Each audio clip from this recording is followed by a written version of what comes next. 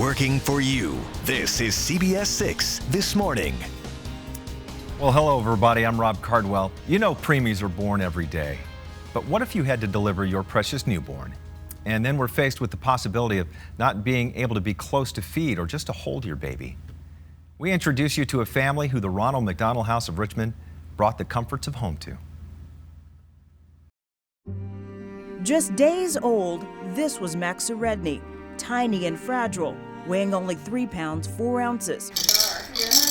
At a year old, this is Max now, healthy, happy, sometimes cranky. I'm sorry. But getting to this point wasn't easy.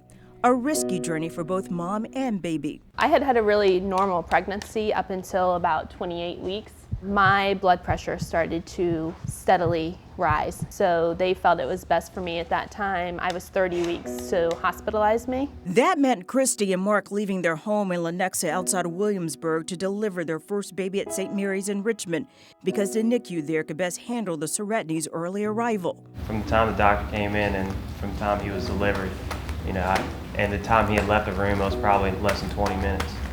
Little Max came into the world 1.5 months too early, a preemie with so many delicate health concerns who would need around-the-clock care. The emotional toll started to wear on Christy when she was discharged from the hospital, but baby Max had to stay. The thought of being separated from her newborn was too much. To say that I had a breakdown, I don't even think properly describes that feeling. I don't even think he knew what to do with me because just thinking about it. I already had not been able to spend the time with him that any mother wants to spend with their newborn. Probably one of the worst feelings just for that short amount of time that I've ever felt. So obviously when we got the call that we could stay in the Ronald McDonald room, I mean, the amount of relief that I felt was tremendous. Mom and Dad could stay at the hospital 24/7. They were now only steps away from constantly holding and feeding baby Max and also having a place to rest and recharge. Have a place that was comfortable, to be able to sleep in a bed that was not a hospital bed. 8 days in the hospital and the Serednys could finally go back to their own home with little Max. The Serednys' connection to the Ronald McDonald House Charities has come full circle.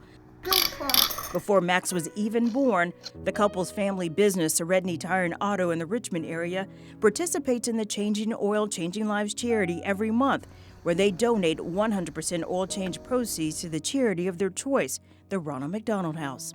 When you live through it, it is a completely different feeling than just, knowing someone that's gone through it or hearing about the great things that they do. The Serednys say their mission is to keep giving back to the Ronald McDonald House to help other parents and their children. In the meantime, they have their hands full with their own baby, the way it should be. Worth every minute of it. Oh, little Max is a cutie. You never forget family vacations.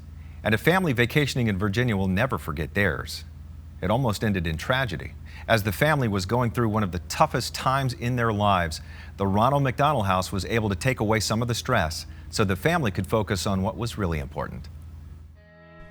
Soaking up every bit of summer fun. For the Wizoff family of Philadelphia, vacationing in Lottsburg, Virginia means endless time in the pool for 9-year-old triplets Sam, Jake, and Charlotte until something goes terribly wrong for Sam. I suggested they play the how long can you hold your breath underwater.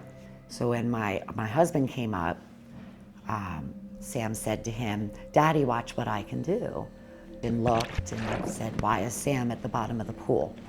The family would desperately pull Sam out of the water and perform CPR for 23 agonizing minutes. I can't get the vision of him lifeless on the pond. Sam is airlifted to VCU Medical Center, where his parents would get news they couldn't believe. Apparently, my son has a previously undiagnosed heart condition called long QT syndrome. A genetic heart rhythm disorder. So when Sam held his breath underwater, he went into cardiac arrest. When he did that, his vocal cords were open. So when he went under, his lungs filled with water and he experienced a wet drowning.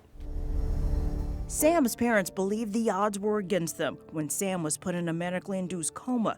But after 4 days, he woke up. No brain, lung, or heart damage. And Sam, your legs are going to get stronger, honey. You're not always Sam would now have to work to get stronger, his parents and siblings supporting him along the way.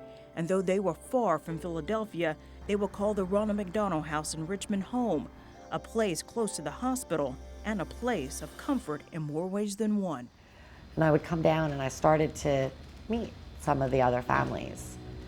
And there is a instant sort of bond of support. You can come here and fall apart. And there's other people, you're not alone. It's really amazing. No doubt Sam's siblings were affected by what happened. His brother Jake's so touched he collected Pop Tops, a program where the tabs are gathered and then recycled through a partnership with United Scrap Metal. And that turns into operating dollars for the organization. Jake only knows it helps families just like his.